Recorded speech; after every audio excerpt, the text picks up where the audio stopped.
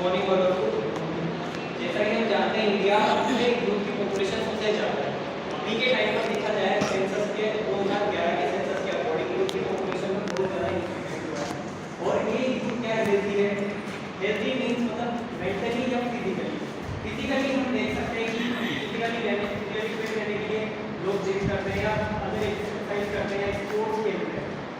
लेकिन mentally fit होने के लिए लोगों के पास सिर्फ योगा है, मेडिटेशन, और वो भी लोग ठीक से नहीं कर पाते।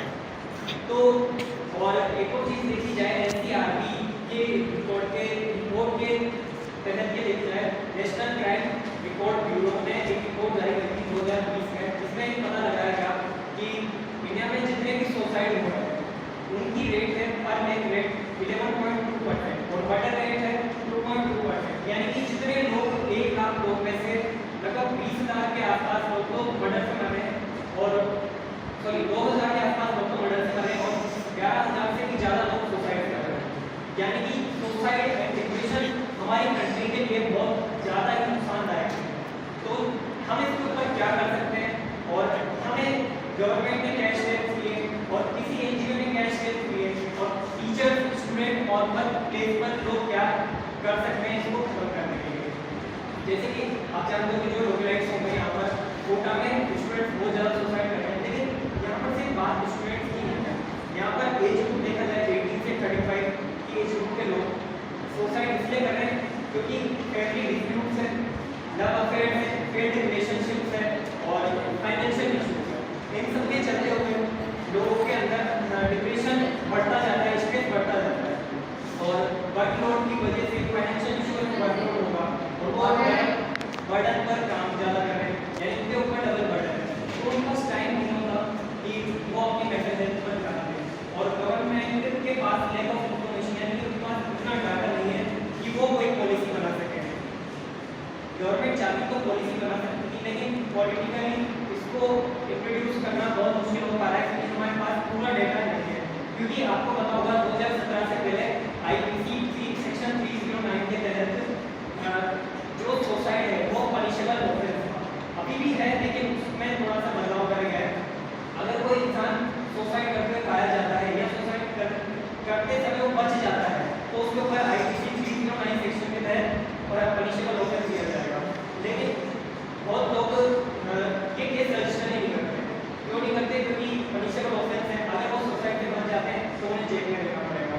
तो यहाँ पर गवर्नमेंट के पास पूरी इंफॉर्मेशन नहीं पहुँच पाई है और डेटा की कमी की वजह से वो नेशनल लेवल पर कोई पॉलिसी नहीं बना पा रही। लेकिन एक कहानी है जो बहुत लोगों को इंस्पायर करती है और बहुत एनजीओ को सपोर्ट करा, उन्होंने कई इनिशिएटिव किया। वो कहानी है राघव ठाकर और राशि ठाकर। राघव ठाकर एक 18 साल का लड़का था, वो साउथर्न स्टेट में रहता था और उसकी वजह से बहुत ज़्यादा क्लोज था, यानी कि बहुत अच्छे दोस्त थे, वो अच्छे खासे फ्रेंड थे।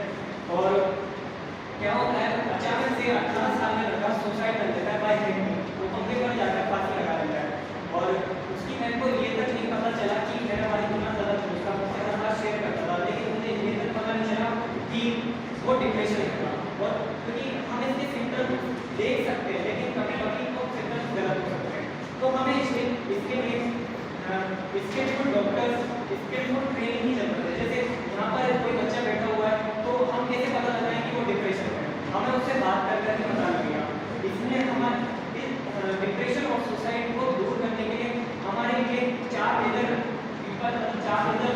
लोग हैं जो इसको खत्म कर सकते हैं। पहले हमारी फैमिली आती है, दूसरी हमारे फ्रेंड्स आते हैं, तीसरे हमारे वर्क प्लेस आते हैं और पूरी 4 नंबर पर हमारी सोसाइटी आती है जहाँ हम रहते हैं, आसपास के सारे लोग हम पाएंगे।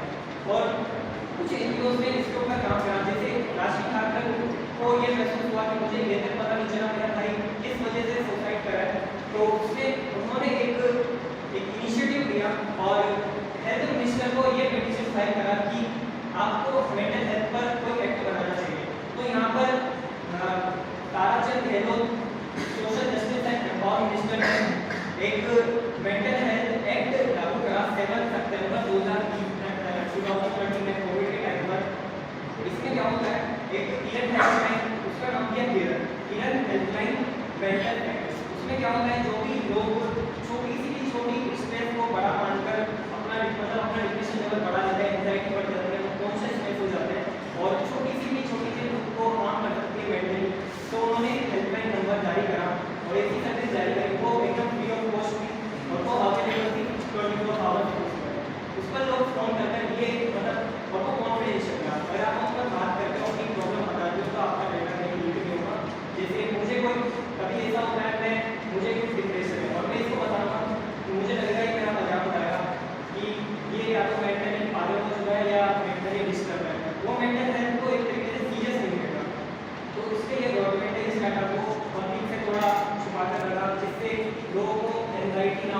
और कितने लोग ज़्यादा वो हो रहे हैं डिप्रेस हो रहे हैं। और इंडिया की बात नहीं है, यहाँ पर बात करें हम पाकिस्तान की, बांग्लादेश की, म्यांमार की और नेपाल की और फ्रांस जैसी मेजर इकोनॉमी में भी सुसाइड रेट 14% से ज़्यादा है।